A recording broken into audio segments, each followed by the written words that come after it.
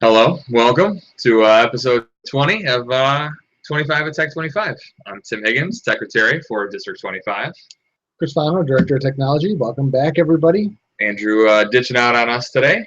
It's a big loss, but we're going to try to carry the load here as we talk a little bit about ways that all of us can continue our learning in a lot of different ways that we're going to have a chance to show you today. Absolutely. So one good thing is we're actually live, which is nice compared to last week. We had a couple technical difficulties.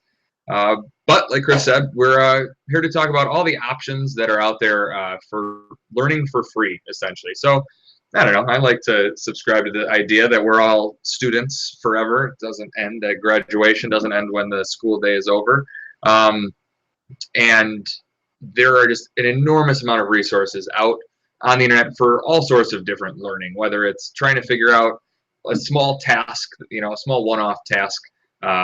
You can go to YouTube and search how-tos that people post, all the way up to being able to audit actual college courses on different, ideas and concepts and things like that. But I think the other thing, before we jump into this, is that it also gives the opportunity to look at some of these tools that are out there that maybe sometimes are looked at as just entertainment value only, but really can contribute to, again, if you're working on a very specific project or you're wanting to, again, from a business side or an education side, enhance a skill set. There's a ton of stuff out there, and there are typical forums like a YouTube or a Twitter that we'll talk about that are great resources that aren't just about finding the latest news or the latest, information on a celebrity. Totally.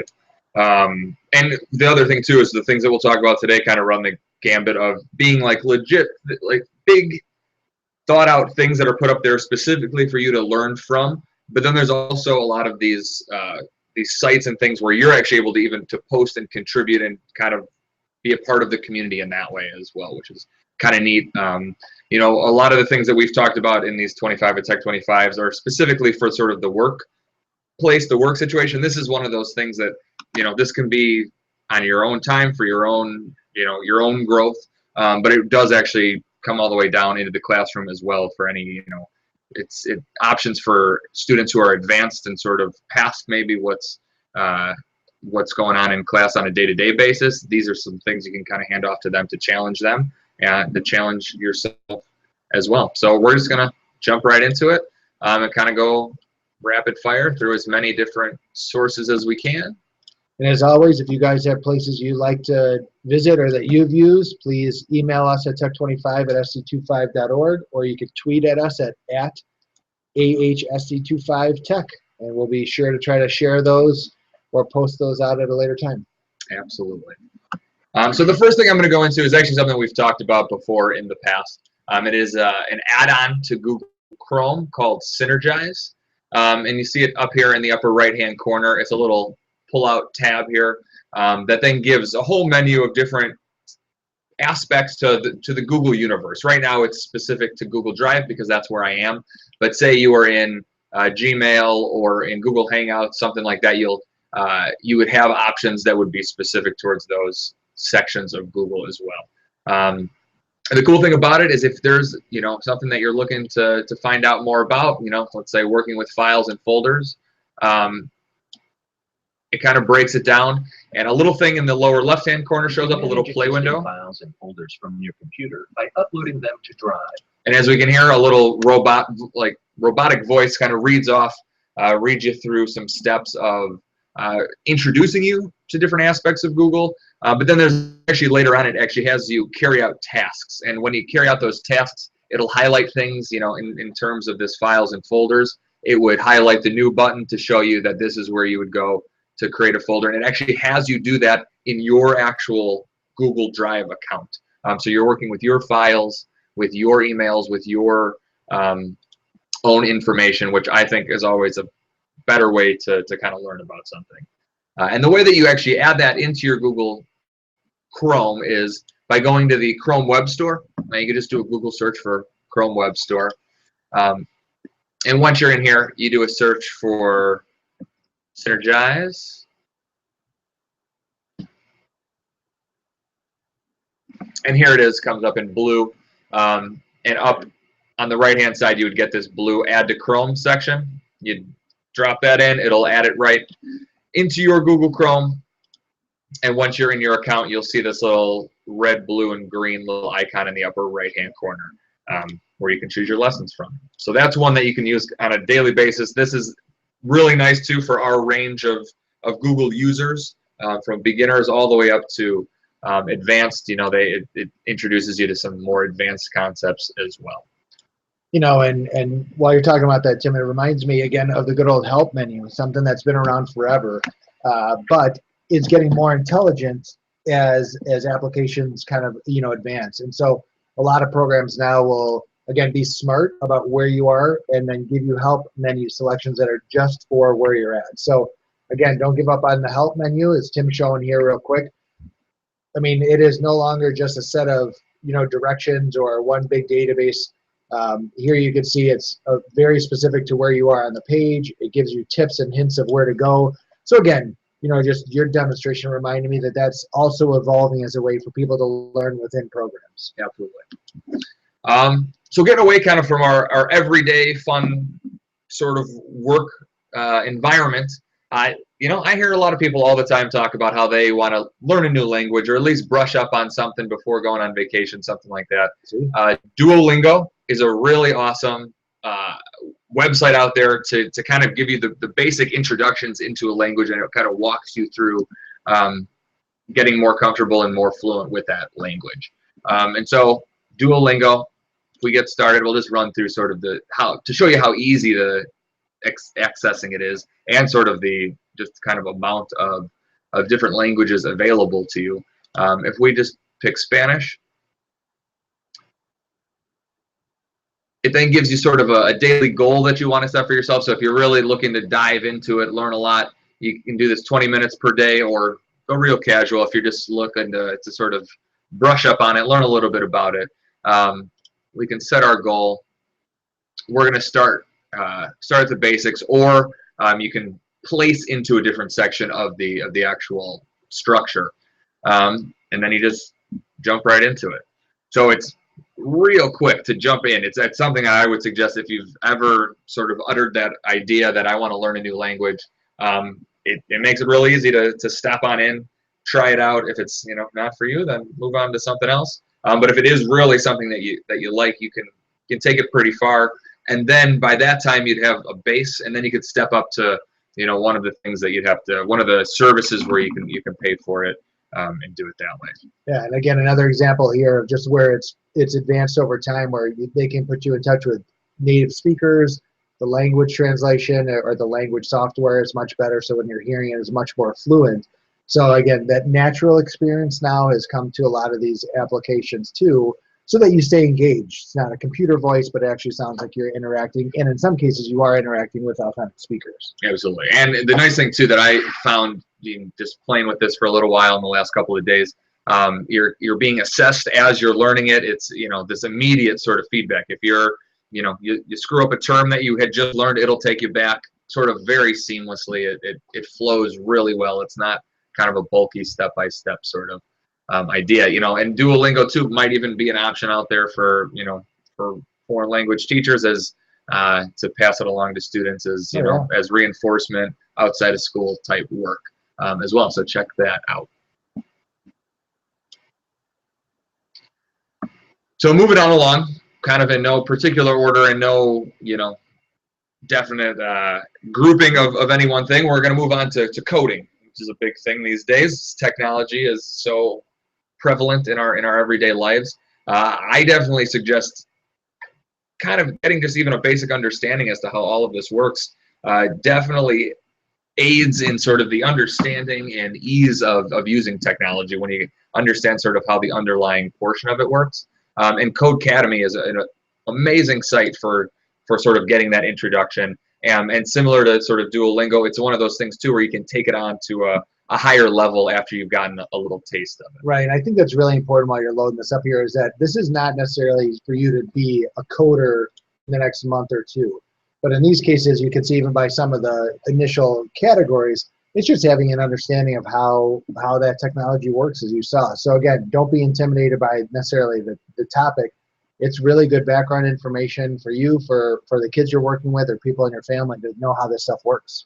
Absolutely. And so Codecademy is one of those sites that you can pay for a pro version.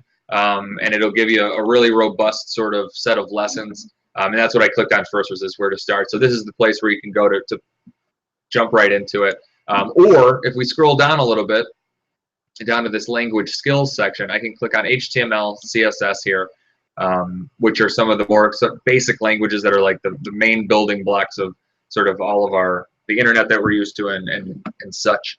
And we can jump right here into a lesson, HTML basics. And so it's structured that here on the left-hand side is your sort of set of instructions and keeping track, whereas then on the right side is your workspace where you're actually doing coding right away, where it's showing you kind of how code is laid out, and it runs you through the step-by-step on how to kind of make this all happen. As many of the websites these days work, when you first show up, it'll give you a little bit of a tutorial to let you get your bearings on how this is all set up. And then you jump right into the lessons here, and you really truly start coding right away. So here we have our sort of text area where we're manipulating code, and then on the right hand side is what it would look like out on the web to somebody just viewing that particular website. So you get that, again, a very instant feedback as to what you're doing. You'll know right away if a line of code you type in is wrong, because it'll show up and let you go back and fix it. And it's a really kind of tight, active learning experience here on Codecademy. Well, and I think this is a great example of, if people have ever taken an online course before, it's not like it was several years ago with just kind of a linear, dry, interface. But here you have a very responsive and interactive place, again, where you can just go in and play around as you talked about, but you're not having to watch a long video and then have to respond and wait for somebody to respond back. It's in real time, real feedback, and I think these platforms, again, are evolving to support people to stay connected and engaged over time. Absolutely. Yeah, and it's just making it a more enjoyable as well as effective learning experience for, taking on different, and this is definitely something that can sort of be along the lines of a hobby, but a useful one. Yep. And so one of the kind of cool things too, sort of kind of piggybacking off of that, the updated interface and the updated structure of all of this, this Codecademy has this code year section here, which is sort of like a more long format, ongoing, almost like project, where you're kind of going through learning little bits with it, but it adds sort of like, I guess, almost like a real world timeline in how you go to build a website and kind of build this whole and I think out. I think it just gives some structure to that learning path that, again, for some people need it. Some people like to play around and kind of go from topic to topic. This runs you in a loop that kind of builds on one skill to the next. So again, just a well-built, well-thought-out kind of experience. Again, pick or choose how you want to learn it, and they're going to find a way to give it to you. Absolutely. So kind of changing gears a little bit here is kind of going back to what we had introduced at the beginning, which is this idea of even learning sort of the mundane everyday tasks. It's not a matter anymore in the world we live in of really having to know something, to dive in, to go take classes, or have be like a job shadow, or I can't think of the word I'm looking for, in terms of like internship type thing. You don't have to really like dive into an industry. You can simply tap into sort of the collective unconscious that is the internet, and all sorts of people post all sorts of things that they are very proficient in, and you can learn from it very quickly. And YouTube is one of those really great sort of pools that you can take away from as well as contribute to. And I just pulled up one of the things I feel like people might pull up all the time, which is different ways of going about cooking things. And there's this channel here that I just came across in one search of how to cook. Is this person who is a specialist in sort of these novelty dessert sort of things, and she has an entire channel of these how-tos on different specific projects. So you're anything looking from contributing something cool and creative to a party, all the way to the very simple, the one that I have to reference on a pretty regular basis is how to tie a tie. And you can see that this is something that's very low production value, but it gets its point across, which is kind of what you need in a lot of cases. Well, and if you look at the 12 million people who have gone and looked at it, you know that you're not the only one who needs to remember how to tie a tie. Right. I think I've contributed a high number of views to that because it seems like every time I need to tie a tie, which isn't very often, I use YouTube as my reference point. But yeah, I've used it to fixing a belt on a vacuum. Like there's what you would think that nobody in the world would be interested enough and take the time to post a step-by-step tutorial on how to do something. I would always do a Google search on it first because you will be very surprised as to these sort of things people post. And I think it's probably a good time to throw out like the challenge to anybody who's listening of saying, find a way to contribute back to these learning environments, whether it's at the Duolingo where you are willing to talk with somebody else or look over their work, or posting stuff that you do know and you use on YouTube. Ask your students, ask your kids about a YouTube channel. They'll help you get it out there. But that is the amazing part about all this is it is shared knowledge, and the more people who are contributing positively to it make these tools more valuable. So again, I think it's good to show both on the cooking side as well as kind of this basic one that these are people who aren't trained tie tyers, but it's somebody who found a little need and threw it up there, and now you got 12 million people who benefited. And something that I've found too is anytime you have to think through a step-by-step process and how to do something that you're very capable of doing, it adds a whole nother level of understanding to it.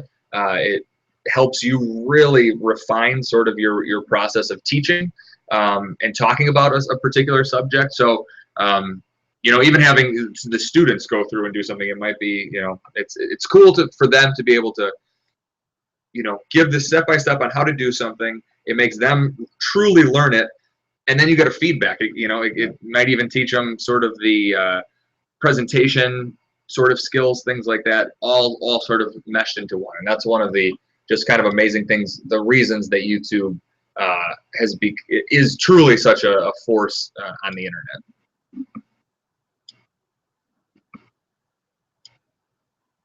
And Twitter is kind of another place where, again, it's a community of people contributing information to be able to learn. Yeah, and I think, and even, one of the things I always want to highlight about Twitter, people are always worried about how to get started or some of the junk that's out there.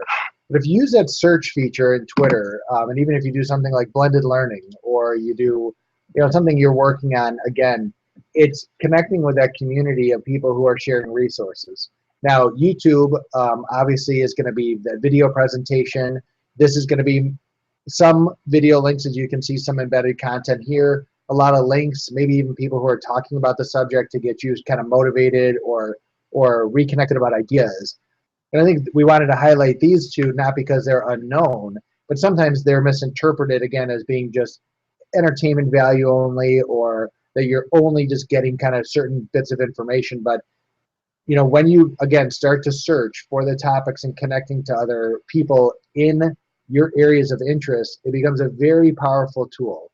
Again, and if you can contribute back to that, engage in conversation, sharing of resources, sharing of places to visit and to go, just extends your learning opportunities much more than you would do even just doing regular internet searches. Absolutely. And so there's, the YouTube and the Twitter is great for that sort of that collection of the contributions of the world. Yep. However, I would say the one slight downside to that is the amount of stuff that you have to sort of weed through, I guess, to find some quality stuff. If you had noticed when I had the how to tie a tie video up there was an entire list of how to tie a tie on the right-hand side, from anywhere from 1.5 minutes to 12 minutes explanation on how to tie a tie.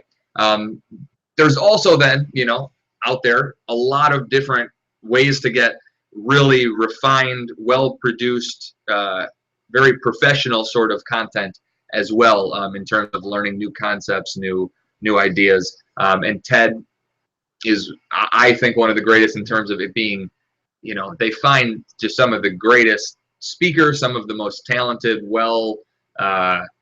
experienced, well-learned people to come in and sort of share their ideas, their concepts, and it's all sort of here in one place for free to access. Well, and also too, with our audience primarily, a lot of you may know it from Sir Ken Robinson or some education related items, but without a doubt, there are a number of different topics across these TED Talks that run from health and science as well as to politics to, again, volunteerism in the world, gender issues. I mean, there's so much rich content in here that if you've only seen it in an education context, go back and look, do what Tim's doing right here, kind of scroll through, look at some headlines that will grab you. And you will not only get motivated, but again, get connected to somebody who's in a field that you may have of interest with, and you can go find them on Twitter or YouTube and start connecting some of these things together. Absolutely. And so one of the easy ways just is coming down to this watch tab, and then you can actually sort by. So, if you really are just coming to explore it, just checking out the most viewed, and you get to some of the, the well-known TED Talks of all time, but you can start, breaking it down, and depending on what you're looking for, you can find it. And the other nice thing is they're all on a relative scale short. It's all for the most part under 20 minutes, and you can find a lot that are even shorter than that. So definitely worth binge watching. Absolutely, it's one of those places that I think you'll find yourself binge watching once you're on there. Another thing that I have really started to enjoy recently is this whole idea of podcasts, which has sort of been thrown around for many years as just sort of this kind of half-baked sort of idea. But I really do believe that we've hit this point in time, this sort of golden age where there's enough interest in it that the money has been there, and for these big radio companies to sink a lot of time and effort and talent into these areas, and it's not mainstream enough that you don't, that they're pigeonholed away and have very specific perspectives on it. There's some really great stuff out there. Just kind of search. I know NPR is known for a whole section of podcasts, but all sorts of things. Freakonomics they have a podcast, the book from a couple of years ago. But shows like 99% Invisible, Reply All, just a really well done journalism and explorations of ideas, told in just a very entertaining and informative way. Yeah, and then you get the whole time shift. You listen to it when you want to. A lot of cars now have the ability for your phone to connect to it or whatever, so you can listen to these on your drive or on your commute as well, on your walk. And so again, short or long, you find the interest and you find the people that you want to connect to, and podcasts still have a very relevant place in extending people's learning. Absolutely.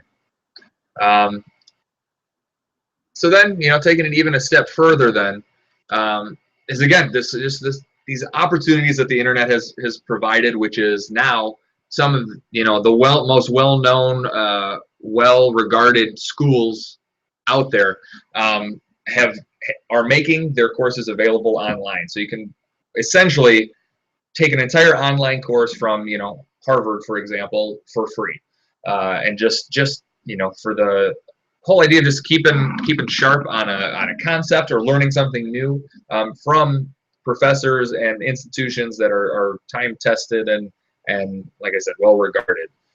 edX is one that I've had a little bit of experience with. I I forget if it was I got an email or saw it online somewhere, but Harvard had released a course, and I just sort of thought that it was the first I'd ever heard of that being a thing, and so I just jumped on there and signed up. It was free. Now, actually, I'm going to step back here a second.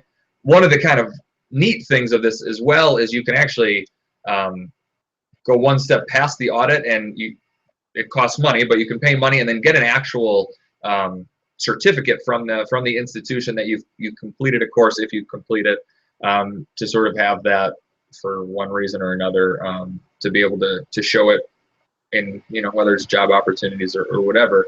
But you sort of get a legitimate credit to taking one of these courses. And so I'm going to go back, and we're just going to jump into here really quick, just to kind of show just how robust and well laid out this is. It's not just some little course. I've actually kind of stopped doing it recently, just based on the amount of time that I had assumed it was going to take, because it is a legitimate course. Several hours a week they estimate that you would be spending on this, and so I'll probably go back to it in the summer when I have a little bit more time. But anything from actual text to videos, all sorts of things. So the actual professor who put this course together has videos spread throughout. There's discussions where you're connected with people from all over the world who are also taking this course. So in a lot of ways, it's almost even better than taking an actual class. Besides the cost benefit to it, is you're not limited to one geographic area of students. There's people, in this particular class was a religious literacy, how to kind of go about understanding the world religions just from like sort of an objective viewpoint to sort of understand them, their history, and how it's come to be.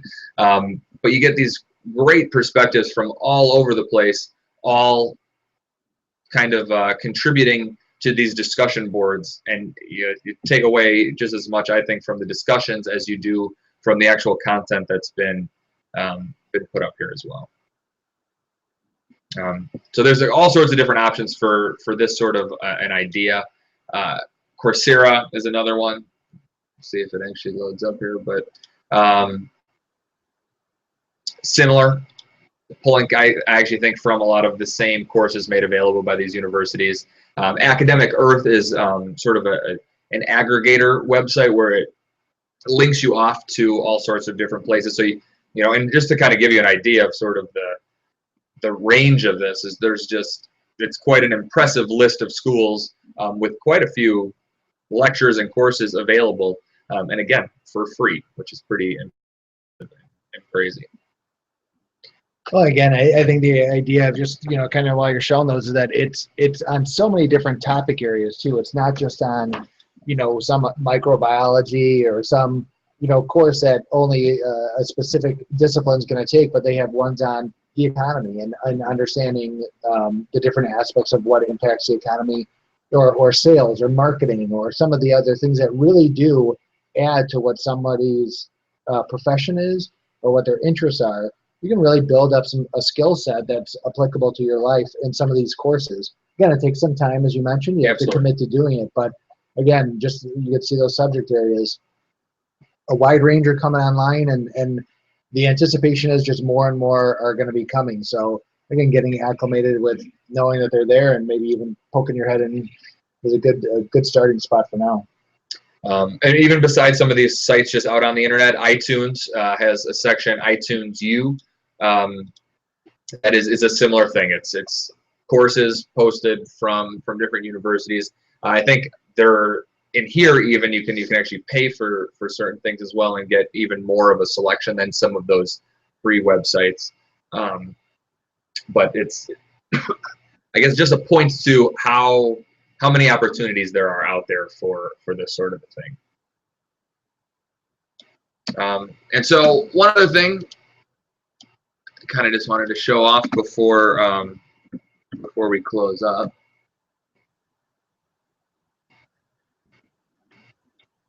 Also this idea too of experience. And so, it's great to be able to sit through classes or get a step-by-step how to sort of idea as well, but to actually go in and get sort of an experience of like a place or a collection of culture. One of my favorite things that Google does is this Google Cultural Institute, which is a collection of there's all sorts of art and history and just sort of cultural collections that we're all used to hearing about and seeing, but it kind of lets you explore it in an interesting way. And so here I'm just kind of stepping into this natural park or the national park section of this, and it gives you sort of a hybrid textbook experience in a lot of ways, where it actually uses bits of Google Earth and Street View from Google Maps, as well as just historical photography and things. And so here is just the Edison West Orange Laboratories sort of exhibit, I guess, where it gives you sort of some history. It steps you into the actual place present day, because this is an actual museum, a historical site that you can go and visit. But unlike just giving you a picture, you kind of get to experience it from this 360-degree Google Street View experience, actually being there, as well as getting the history sort of aspect as well.